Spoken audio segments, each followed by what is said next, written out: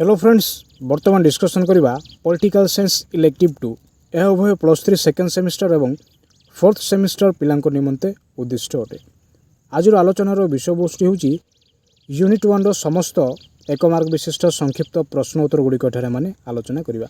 तो पूर्ववर्ती वीडियो रे यूनिट 1 रो किछि एक मार्क विशिष्ट संक्षिप्त प्रश्न उत्तर गुड़िक आलोचना कर सारिछे। ताहा वीडियोटीर डिस्क्रिप्शन रे लिंक टी आपण माने पाई जिवे। तो प्रश्नटी कोन अटे देखिया। प्रश्नटी ला Desk governance is a practical system to exercise governing procedure of the government. देश शासन नीति सरकार शासन प्रक्रिया रे अनुशीलन पर एक व्यवहारिक पद्धति अटे। तो उत्तरटी कौन हो? उत्तरटी हो विश्लेषणात्मक।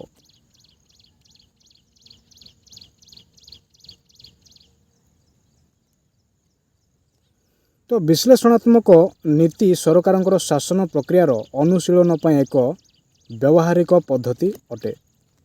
परवर्ती प्रश्नटी कौन अटे? परवर्ती प्रश्नटी है अकॉर्डिंग डेस opinion civil society helps a bond to integrate between production and class disputes. डेस मतरे नागरिक समाज उत्पादन और श्रेणी संघर्ष मध्य संहति रक्षा करने निमंते एक बंध साहाय्य करिथाए। तो उत्तरटी कौन हो? उत्तरटी हो Karl Marx. Karl Marx Karl Marx मतरे नागरिक समाज उत्पादन और श्रेणी संघर्ष मध्य संहति रक्षा करने निमंते एक बंध साहाय्य करिथाए। परवर्ती प्रश्नटी कोन अटे? अकॉर्डिंग टू डेस civil society is made a huge propaganda privacy and lawful. डेस मतरे नागरिक समाज बहुलवादी प्रचार गोपनीयता एवं आईन सम्मत को नहीं गठित होता है। तो उत्तरटी कौन हो?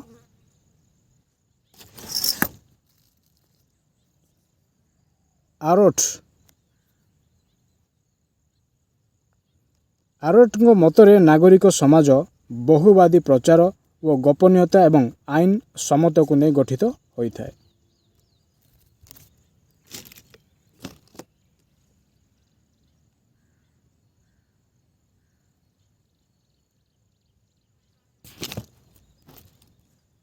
परवर्ती प्रश्नटी कौन अटे? According to the famous political scientist dash the state takes an important role to form ए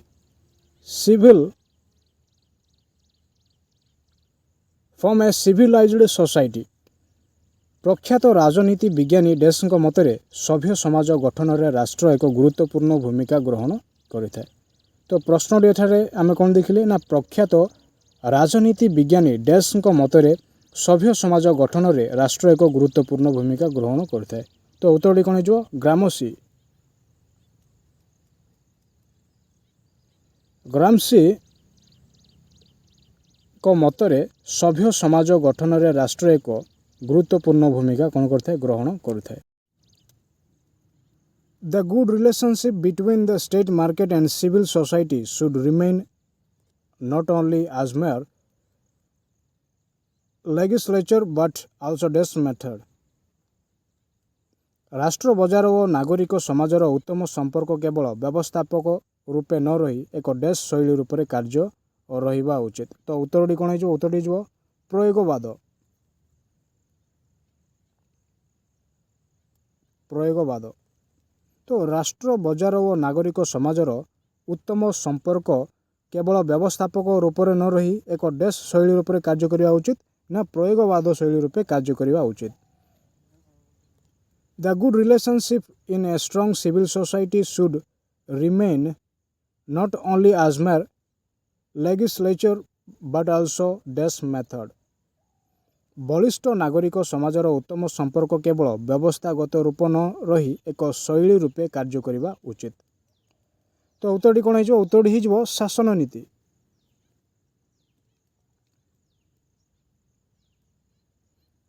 बलिष्ठ नागरिक समाज उत्तम संपर्क केवल व्यवस्थागत रूप न रही एक शासन नीति शैली रूपे कार्य करने उचित। In the city states of this country the conception of civil society was originated. In the city state of this country, the conception of civil society was originated. ଦେଶର ନଗର ରାଜ୍ୟମାନଙ୍କରେ ନାଗରିକ ସମାଜର ସାଧାରଣ ବା ସମାଜର ଧାରଣା ଉତ୍ପତ୍ତି ଘଟିଥିଲା। ଦେଶର ନଗର ରାଜ୍ୟମାନଙ୍କରେ ନାଗରିକ ସମାଜର ଧାରଣା ଉତ୍ପତ୍ତି ଘଟିଥିଲା। ତ ଉତ୍ତରଟି କ'ଣ ହେଇଯିବ? ପ୍ରାଚୀନ ଗ୍ରୀକ୍।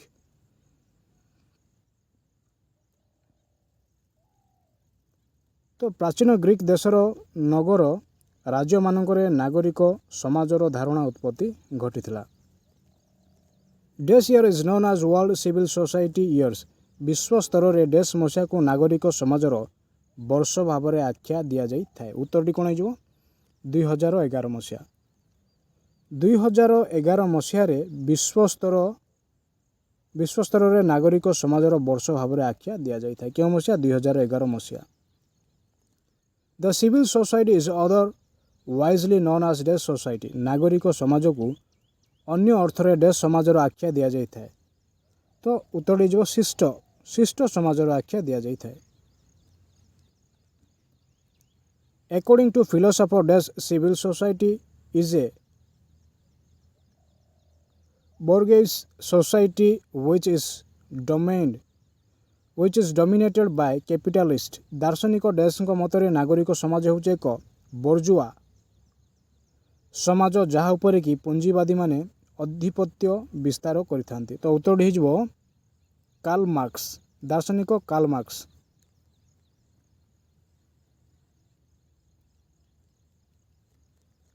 ତ ଦାର୍ଶନିକ କାର୍ଲ ମାର୍କ୍ସଙ୍କ ମତରେ ନାଗରିକ ସମାଜ ହେଉଛି ଏକ ବୋର୍ଜୁଆ ସମାଜ ଯାହା ଉପରେ କି ପୁଞ୍ଜିବାଦୀମାନେ ଅଧିପତ୍ୟ ବିସ୍ତାର କରିଥାନ୍ତି। In the Des edition of a middle institution and community among individual or family or nation. ଡେସ୍ ହେଉଛି ରାଷ୍ଟ୍ର ଓ ପରିବାର ତଥା ବ୍ୟକ୍ତି ବିଶେଷଙ୍କ ମଧ୍ୟରେ ଏକ ମଧ୍ୟବର୍ତ୍ତୀ ଗୋଷ୍ଠୀ ଓ ସଂଗଠନ ଗୁଡ଼ିକର ସମାହାର। ଉତ୍ତରଟି ହେଇଯିବ ନାଗରିକ ସମାଜ। ନାଗରିକ ସମାଜ। ତ ନାଗରିକ ସମାଜ ହେଉଛି ରାଷ୍ଟ୍ର ଓ ପରିବାର ତଥା ବ୍ୟକ୍ତି ବିଶେଷଙ୍କ ମଧ୍ୟରେ ଏକ ମଧ୍ୟବର୍ତ୍ତୀ ଗୋଷ୍ଠୀ ଓ ସଂଗଠନ ଗୁଡ଼ିକର ସମାହାର। According to Des, for betterment of civil society, power of states should be controlled. ଡେସ୍ଙ୍କ ମତରେ ନାଗରିକ ସମାଜର ସୁବିଧା ନିମନ୍ତେ ରାଷ୍ଟ୍ରର କ୍ଷମତା ନିୟନ୍ତ୍ରଣ ହେବା ଉଚିତ। ଥମାସ ଫେନ୍। ଉତ୍ତରଟି ହେଇଯିବ ଥମାସ ଫେନ୍।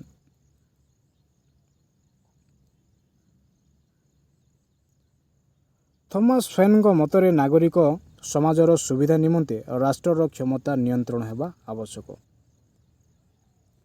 Des act as a necessary organ for good governance. ସୁପ୍ରଶାସନର ଏକ ଆବଶ୍ୟକୀୟ ଅଙ୍ଗ ରୂପେ ଡେସ୍କୁ ଗ୍ରହଣ କରାଯାଇଥାଏ। ତ ଉତ୍ତରଟି କ'ଣ ହେଇଯିବ? ନାଗରିକ ସମାଜ। ତ ନାଗରିକ ସମାଜକୁ ସୁପ୍ରଶାସନ ଏକ ଆବଶ୍ୟକୀୟ ଅଙ୍ଗ ରୂପେ ଗ୍ରହଣ କରାଯାଇଥାଏ।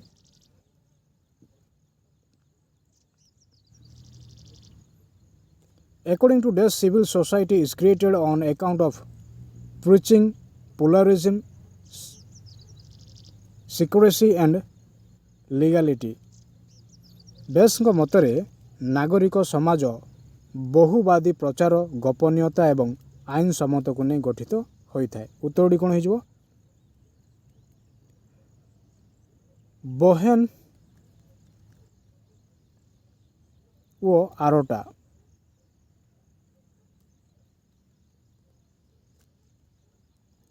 ଡେସ୍ଙ୍କ ମତରେ ନାଗରିକ ସମାଜ ବହୁଳବାଦୀ ପ୍ରଚାର, ଗୋପନୀୟତା ଏବଂ ଆଇନ ସମ୍ମତକୁ ନେଇ ଗଠିତ ହୋଇଥାଏ। ଉତ୍ତରଟି ହେଇଯିବ ବୋହେନ୍ ଓ ଆରୋଟାଙ୍କ ମତରେ ନାଗରିକ ସମାଜ ବହୁଳବାଦୀ ପ୍ରଚାର, ଗୋପନୀୟତା ଏବଂ ଆଇନ ସମ୍ମତକୁ ନେଇ ଗଠିତ ହୋଇଥାଏ।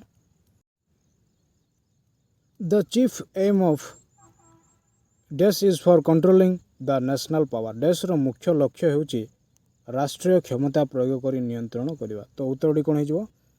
ଉତ୍ତରଟି ହେଇଯିବ ସରକାର। ସରକାରର ମୁଖ୍ୟ ଲକ୍ଷ୍ୟ ହେଉଛି ରାଷ୍ଟ୍ରୀୟ କ୍ଷମତା ପ୍ରୟୋଗ କରି ନିୟନ୍ତ୍ରଣ କରିବା। The developed countries are known as dash विकसित देश मानू डैश कहुए तो विकसित देश मानू उत्तर कहुए।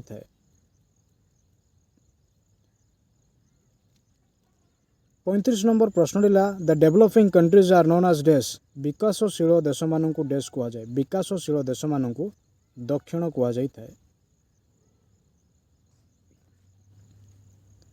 The word is collectively known as voluntary institution dash शब्दटी सामूहिक भाव में स्वेच्छाकृत अनुष्ठान अटे तो उत्तर कौन हो नागरिक समाज।